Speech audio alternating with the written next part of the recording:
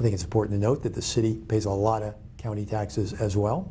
And it's important to note that a number of cities and counties have shared law enforcement services for years.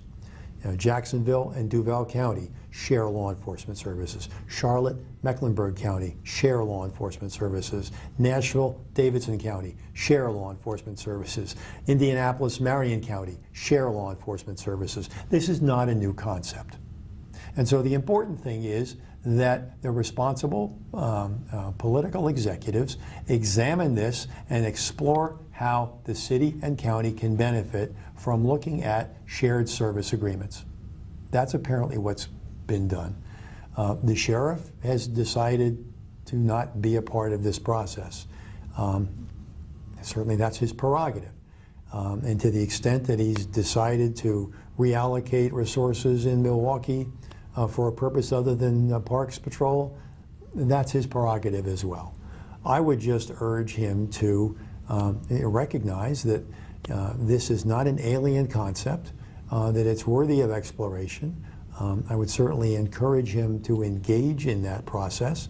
And I think at the end, if we do this thoughtfully, the county can recognize a benefit, the city can recognize a benefit, and the general public can recognize the benefit. So, certainly the police department stands prepared to make this work, and I would urge the sheriff to engage in the process and see how we might serve the public more effectively.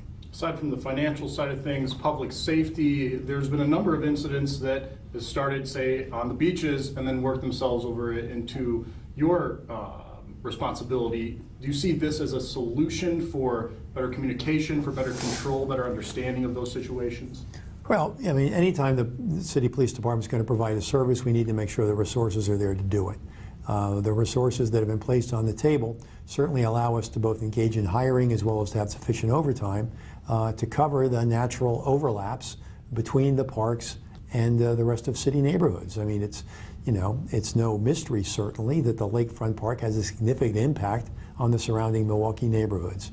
And I think we can certainly do an effective job of smoothing that transition between how people and vehicles are moved. And we've had a great relationship with the sheriff's office in the past on this. If we are ultimately left with doing this ourselves, we certainly can commit sufficient resources given the amount of money that the county has allocated to this. When it comes to city parks, I mean, it was some time ago the sheriff announced that he could no longer patrol the city parks because of budget cuts. We have been engaging in those parks for some time uncompensated. Getting compensation to do that will certainly ease the burden on the police department. Now, if the sheriff has resources to patrol the city once again, then, welcome to the fray. I mean, if he wants to get back into the parks, I'm happy with that. I'm certainly never going to turn down any law enforcement resources, but I certainly would say that if the interests are cost-effective government, I'd invite the sheriff to sit at the table with his county executive and begin to discuss thoughtfully what the ramifications are and how a sheriff's office police department partnership can most effectively serve the residents of Milwaukee. All right, last question is the one that I told you was totally open for you. Understanding that the announcement was just made about reintroducing that legislation to increase the amount of police training, is there anything that you would like to say or any reaction you would like to give to it? Listen, I recognize there's an extraordinary burden right now on public officials to be seen to be doing something in reaction to the incident that involved in the death of our prisoners. So I'm not going to gainsay any efforts on any level. I think we're dealing with people of goodwill. I've had close and effective partnerships with the aldermen on this issue. In the past, I've worked with Senator Taylor on some other statewide issues. If she sees this as useful, I certainly am never going to turn down additional training. I would certainly hope the state would make allowances for the fact that if they're imposing a cost, that I invite them to make an investment as well.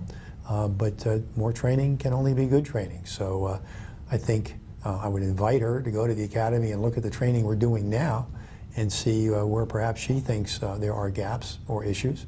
But obviously I'm not going to turn down an opportunity to engage in more training, provided it's thoughtful and we're able to do it in a cost-effective manner.